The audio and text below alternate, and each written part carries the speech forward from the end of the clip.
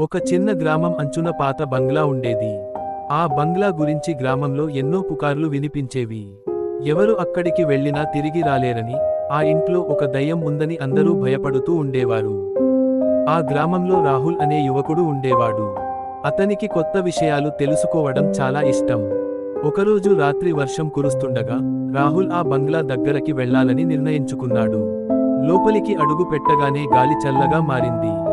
గోడల మీద పాత చిత్రాలు, తలుపులు గగ్గోలు పెట్టిన శబ్దం, కొవ్వొత్తి వెలుగులో పడిన నీడలు అన్నీ రాహుల్ గుండెల్లో భయం నింపాయి. కాని కొద్దిసేపటికే అతను విన్నాడు, ఒక మృదువైన స్వరం. ఎందుకు వచ్చావు నా ఇంట్లోకి?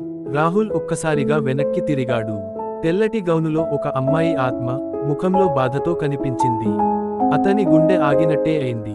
కాని ఆ కళ్ళలో భయం కంటే బాధ ఎక్కువగా ఉంది. నేను రాహుల్, నాకు నిజం తెలుసుకోవాలి. నువ్వెవరు? అని అతను ధైర్యంగా అడిగాడు. ఆ దయ్యం తన కథ చెప్పింది. ఆమె పేరు అనన్య.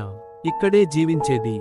కానీ సంవత్సరాల క్రితం ఒక ప్రమాదంలో ఆమె ప్రాణాలు పోయాయి. కుటుంబం వేరే చోటుకి వెళ్ళిపోయింది. కాని ఆమె ఆత్మ మాత్రం ఈ బంగ్లాలో బంధించబడిపోయింది. ఒంటరితనంలో కేకలు వేసినా ఎవరూ వినలేకపోయారు. రాహుల్ కన్నీళ్లు పెట్టుకున్నాడు. నువ్వు దయ్యం కాదు, ఒంటరిగా ఉన్న అమ్మాయి మాత్రమే అని చెప్పాడు. ఆ మాట విన్న అనన్య కళ్లలో తొలిసారి ఆశ వెలిగింది. ఆ రోజు నుంచి రాహుల్ ప్రతిరోజూ ఆ బంగ్లాకు వెళ్లి ఆమెతో మాట్లాడటం మొదలుపెట్టాడు. ఇద్దరి మధ్య ఒక విచిత్రమైన స్నేహం పెరిగింది. రాహుల్ తన జీవితంలోని సంగతులు చెప్పేవాడు. అనన్య తన బాధలు పంచుకునేది.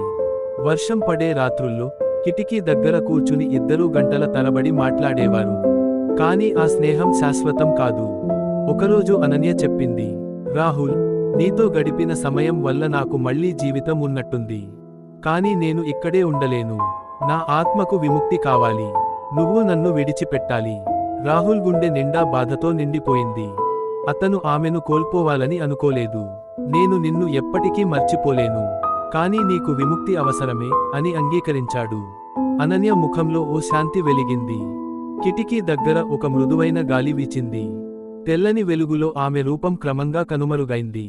చివరిసారి ఆమె మాటలు వినిపించాయి. ధన్యవాదాలు రాహుల్, నువ్వు నాకు స్నేహితుడివి. ఆ తరువాత బంగ్లా నిశ్శబ్దంగా మారింది. గ్రామస్తులు ఆశ్చర్యపోయారు. ఇక ఆ ఇంట్లో ఎటువంటి కేకలు వినిపించలేదు. రాహుల్ మాత్రం ప్రతి వర్షపు రాత్రి కిటికీ దగ్గర కూర్చుని ఆకాశాన్ని చూస్తూ ఉంటాడు. అతని మనసులో భయం కాదు, ఒక నిజమైన స్నేహం గుర్తులు మాత్రమే మిగిలాయి.